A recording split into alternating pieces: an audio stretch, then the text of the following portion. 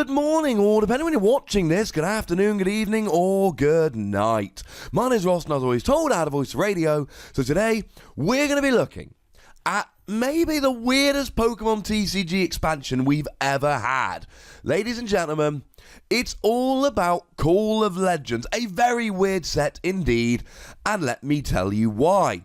Call of Legends came at the end of the Heart Gold Soul Silver era, but it came so late that we didn't actually have primes. Now, we have these chase cards at the moment. It is GXs that are these great cards that everybody wants to go and pull in all of their packs.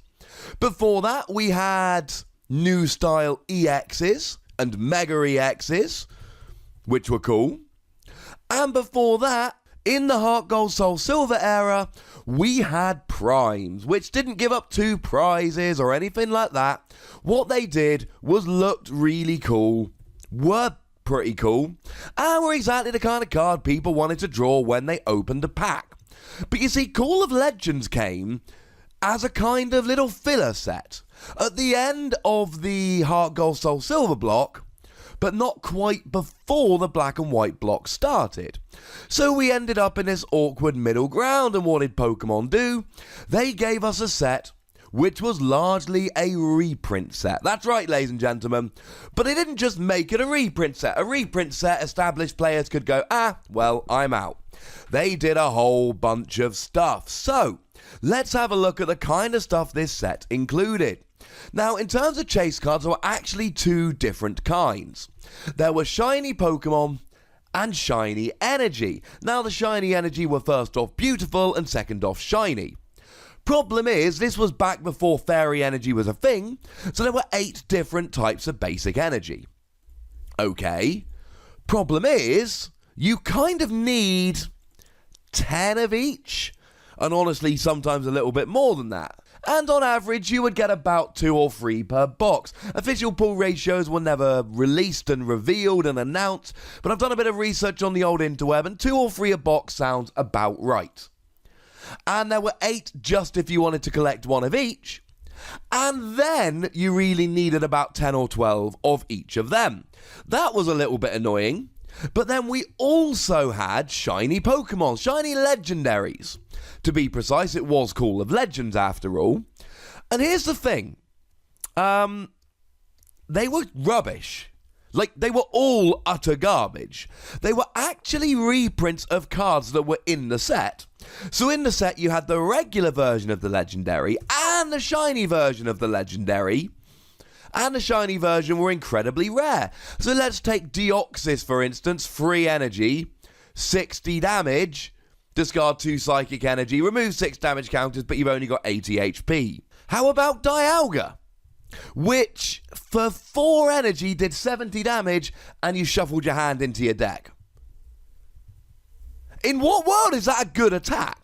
But then, of course, if you wanted shiny versions of these cards, well, that's alright, ladies and gentlemen, because you can absolutely have them.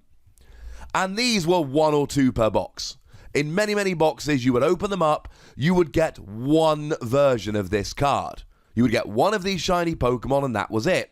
And the problem is, there were actually quite a few of these to collect. There were, in fact, 11 of these shiny Pokemon to collect in this set. So not only are you trying to get all of these shiny energy, which are 2 or 3 per box, you're also trying to collect 11 of these shiny legendaries, and there's 1 or 2 per box. If you've got 2 in a box, you would consider yourself very lucky indeed.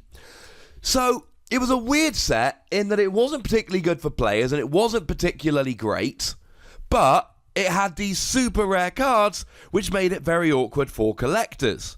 And it didn't sell all that well, and if you wanted to collect Call of Legends and get 1 of each of the 8 energy and 1 of each of the 11 shiny legendaries, oh my lord, it got really annoying. Now, to be fair, there were a bunch of really good reprints in this particular set. There was a reprint of Jirachi that allowed you to flip 3 coins when you benched it. For every head, you attached a psychic energy to Jirachi. And then back then, we also had Shaman that would be able to just move the energy over. And I did describe using this in my Regigigas deck in a recent video. So that was quite a good card. We had Ninetales with Roast Reveal, which allowed you to just discard a fire energy from your hand and then draw 3 cards, which was a very good card, which was a draw engine in a whole bunch of decks. There was an Umbreon that I loved that had Moonlight Fang, which gave it immunity the following turn from any Pokemon that had Poke Powers or Poke Bodies, what we would now call abilities. Smeargle was maybe one of the best Pokemon in the format. Once during your turn, you could use Smeargle, look at your opponent's hand, and use a supporter you find there. Although if you kept hitting Professor Juniper too often, you would lose the game. That happened to me at Worlds. It was kind of sad. The good baby Pokemon got a reprint here. Cleffa. Shuffle your hand into your deck, draw 6 cards, go to sleep, and then, of course, you've got the baby ability here that if you are asleep, you are immune to attacks. And then, of course, you had Tyrogue, that was the Cleffa counter, that did 30 damage. And then you would go to sleep. There was also a reprint of Magby, but I'm going to be honest with you, ladies and gentlemen. Magby wasn't good. Sorry, Magby. No disrespect. You just weren't good. Speaking of Pokemon with Mag in the name, there was Miss Magius, that had the Poltergeist attack, 30 damage for each trainer card in your opponent's hand. That was a decent card that did see a fair amount of play. There was a reprint of Duel Ball, one of the best cards in the format, which just flipped 2 coins for each head, search for a basic Pokemon and put it into your hand. Guarantee that would see play if it was reprinted nowadays. And then we had a whole bunch of good supporters like Copycat. Shuffle your hand into your deck, draw as many cards as your opponent has. Professor Elm, evolve one of your Pokemon. Professor Oak's new Theory, get a new hand of 6 cards. And Sage's Training, look at the top 5 cards of your deck, 2 in your hand, 3 in your discard. So for new players, this was a decent set to get because it actually did give you a bunch of staples. And there were a few decent new cards. But really, there weren't all that many. There were only really 2 great new cards in this set. We had Pachirisu, which put it on your bench attached to Lightning Energies. It was played with Shaymin and Zekrom, and that was the very popular ZPST deck, using Pachirisu to get Zekrom going turn 1. And there was Lost Remover, that was just an enhanced hammer, except it put the energy in the Lost Zone, so it was actually better than Enhanced Hammer. Now, there were a few other vaguely useful cards. There was a Relicanth that for a single energy allowed you to put a card from your hand into the Lost Zone and draw 3 cards. Good as a draw engine, but if you were playing a Mew-based deck, you would need to get cards in the Lost Zone to use their attack. We had Mime Jr., another one of these baby Pokemon, that went to sleep when it attacked and attacked for 0 energy and was immune when it was asleep. This one put your top card of your opponent's deck in the Lost Zone, which could be good for disruption and worked with a card we're going to see in a minute. There was a Research Record that allowed you to rearrange the top few cards of your deck or just put them underneath your deck. It was actually pretty cool. Look at the top 4 cards of your deck, put as many as you like on top of your deck in any order, then put them on the bottom of your deck. And for a while we had a card called Ether, which if the top card of your deck was an energy, you got to attach it to one of your Pokemon. And of course, Research Record plus Ether was actually a pretty cool combo that I, for one, did play quite a bit. And then we had Lost World. Now, I'm not going to go into a lot of detail about Lost World because I did do a video all about it. I'll pop a link in the description. But essentially, Gengar Prime came out in the previous set, and we needed Lost World in order to win with Gengar in that Lost World deck. I'll pop a link in the description if you want to learn all about that. So there were a few new cards that were good, but there weren't many. And then we had all of these staple cards, which are fine, but not for, existing players. And then we had really rare chase cards that were super awkward to collect. And then there was poor old Phanpy. Or should I call him Phanpy? Because there was a print or 2 of Call of Legends which went out, and oh my goodness, they misspelt Phanpy's name. They literally printed Phanpy, and although it says Phanpy at the top, in Ultra Thick Skin it says, as long as Phanpy has any energy attached to it, any damage done to Phanpy by attacks is reduced by 10. They misspelt his name twice in the Pokebody, and then printed it. In later print runs it was corrected, So if you've got the Fan Fee, do keep hold of it. It's much rarer than Fan B. But even so, he's my boy. You know how much I love me some Don Fan. Very upsetting, ladies and gentlemen. Very upsetting indeed.